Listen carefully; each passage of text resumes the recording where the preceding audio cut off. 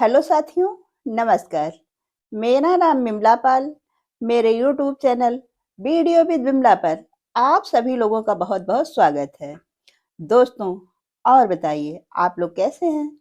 उम्मीद करती हूँ कि आप लोग ठीक होंगे, स्वस्थ होंगे। दोस्तों, मेरा आप लोगों से अनुरोध है कि अगर आप लोगों ने अभी तक मेरे चैनल को सब्सक्राइब नहीं किया है, तो प्लीज़ चैनल को सब्सक्राइब कर दें, क्योंकि आप लोगों का सब्सक्राइब करना हमारे लिए बहुत ज़रूरी है। आप लोगों का सब्सक्रिप्शन ही हमें आगे बढ़ने के लिए ताकत देता है।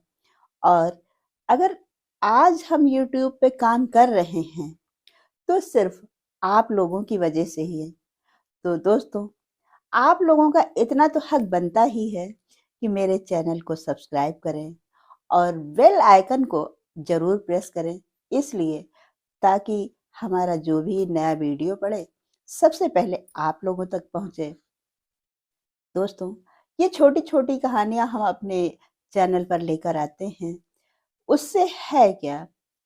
बच्चों का इन कहानियों को सुनने से बच्चे और बड़े सभी का मोटिवेशन बढ़ता है। ज़रूरी तो नहीं कि हम सभी लोगों को संपूर्ण ज्ञान हो। कुछ ना कुछ तो एक-दूसरे से सभी को सीखने को मिलता है। दोस्तों, आज हम अपने यूट्यूब पर एक नई कहानी के साथ में हाज़िर हुए हैं। तो चलिए हम सुनाते हैं आप लोगों को कहानी। कहानी है क्या? एक किसान था। वह अपने खेतों में काम किया करता था, बहुत मेहनती था, जिसके कारण उसके खेतों में अन्य किसानों की अपेक्षा अच्छा अनाज पैदा हो जाता था और वह पति-पत्नी खुशी-खुशी अपना जीवन यापन कर रहे थे। उस किसान के 3 बेटे थे।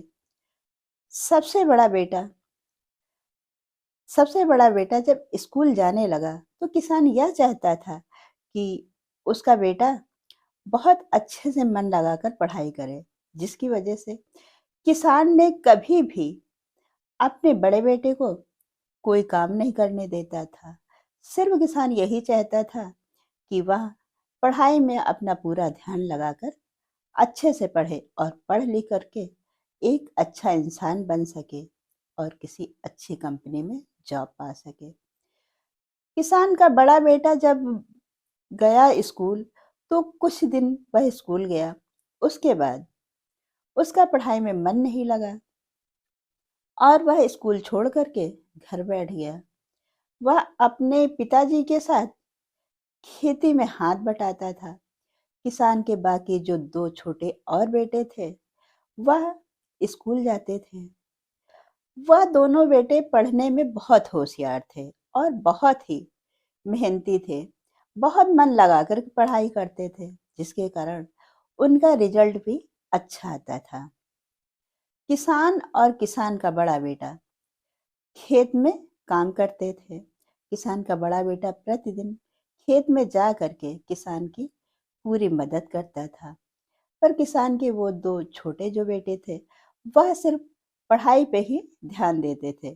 किसान और किसान का बड़ा बेटा कभी भी उन छोटे छोटे बेटे से काम करने के लिए नहीं कहते थे, जिसके कारण उन दोनों छोटे बेटों का पढ़ाई के सिवा दुनियादारी से कोई मतलब नहीं था।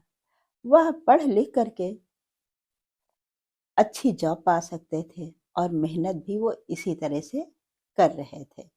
समय बीतता गया, धीरे-धीरे किसान के तीनों बेटे बड़े हो गए। दोनों जो पढ़ाई कर रहे थे, पढ़ने में अच्छे थे, उन दोनों बेटों की नौकरी लग गई किसी दूसरे शहर में और वह दोनों बेटे दूसरे शहर में जा कर के नौकरी करने लगे।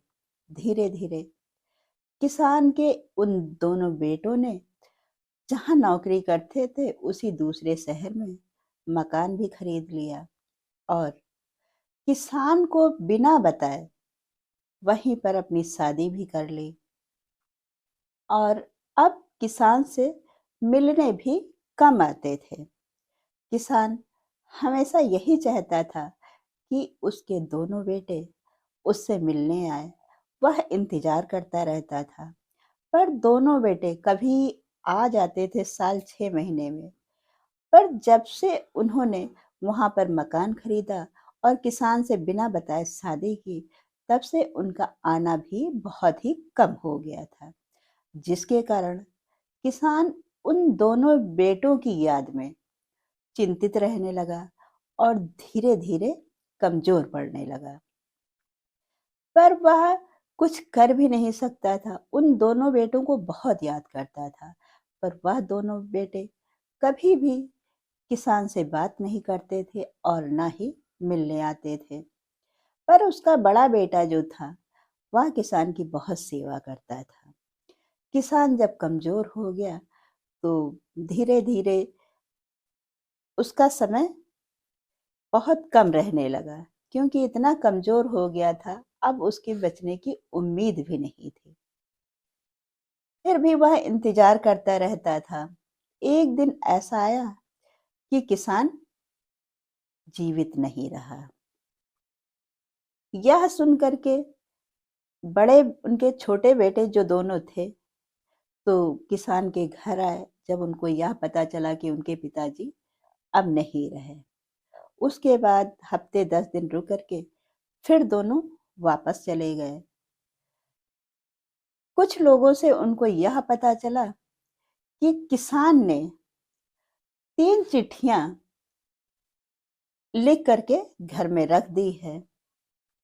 अब जब उन दोनों छोटे बेटों को यह पता चला कि किसान ने 3 चिट्ठियाँ लिख कर के रखी, तब वह फिर घर आए और अपने बड़े भाई से उन चिट्ठियों की माँग करने लगे और वह दोनों बेटे यह जानना चाहते थे कि इन चिट्ठियों में लिखा क्या है। किसान का बड़ा बेटा जो था, उसने उन चिट्ठियों को निकाला और उन चिट्ठियों में किसान ने पहले ही वसीयत लिखा दी थी। यह लिखाया था कि किसान की जो भी वसीयत है, वह उसका आधा हिस्सा सबसे बड़े बेटे को मिलना चाहिए और बाकी आधा हिस्सा जो है, वह अनाथ आश्रम को दान कर देना चाहिए। किसान के दोनों छोटे बेटे जब आए और उस कागज को खोल करके देखा, तब उनके होश उड़ गए। उस चिट्ठी में यही लिखा था कि मेरा बड़ा बेटा अनपढ़ और लायक, जो कि हमेशा मेरे साथ रहा, भले ही वो पढ़ा लिखा नहीं था, पर हमेशा मेरे साथ रहता था और हमारी बहुत सेवा करता था। और मेरे 2 पढ़े लिखे बेटे, जो कि नालायक, नौकरी लगने के बाद दूसरे शहर में शादी कर ली मुझसे बिना बताए और कभी आ करके मेरा हाल-चाल भी नहीं पूछा। यह पढ़ करके किसान के दोनों छोटे बेटे बहुत शर्मिंदा हुए और सोचने लगे कि मेरे जाने-अनजाने में मुझसे कितनी बड़ी भूल हो गई, मुझसे कितना बड़ा अपराध हो गया, जो कि मेरे पिताजी ने मुझको इतना पढ़ाया-लिखाया और इस काबिल बनाया, पर फिर भी मैं नौकरी के चक्कर में इतना अंधा हो गया था, जो कि अपने पिताजी से मिलने भी नहीं आ सका और आज वह इस दुनिया में नहीं रहे। लेकिन समय तो हाथ से निकल गया था। दोस्तों, अब वह किसान के दोनों लड़के पछतावे के सिवा कर भी क्या सकते थे? उनकी आँखों से सिर्फ़ आँसू ही निकल रहे थे। बाकी जो समय निकल गया वह तो वापस नहीं आने वाला है। दोस्तों, इस कहानी से हमें यह शिक्षा मिलती है कि हमें अपने बड़े बुजुर्गों की सेवा अवश्य करनी चाहिए, क्योंकि हमारे बड़े बुजुर्ग अगर समय पर हम उनकी सेवा नहीं कर पाए, तो बाद में वह सारा जीवन तो हमारे साथ रहेंगे नहीं और हमारे पास पछतावे के सिवा कुछ नहीं बचेगा। हम पूरी उम्र पछतावा करते रहें, लेकिन फिर भी वह कभी वापस नहीं आने वाले हैं। दोस्तों, तो यह रही आज की कहानी। कहानी कैसी लगी? आप लोग कमेंट के माध्यम से अवश्य बताइएगा। इस कहानी को पढ़ते हुए, इस कहानी को सुनाते हुए दोस्तों, मुझको भी काफ़ी तकलीफ़ हो रही है और हकीकत यही है। अपने से बड़े बुज़ुर्ग हों या अपने बराबर के हों, कोई भी, दोस्तों सत्य तो यही है कि जो इंसान एक बार चला जाता है, दोबारा वापस नहीं मिलता है, चाहे कितनी भी कोशिश कर ली जाए, लेकिन वो वापस नहीं आ सकते। दोस्तों, इस कहानी को पढ़ते समय हमें अपने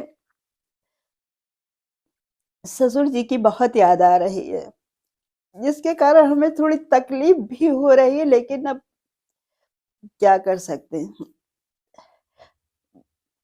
दोस्तों, यह रही आज की कहानी।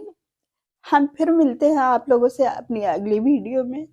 तब तक के लिए नमस्कार।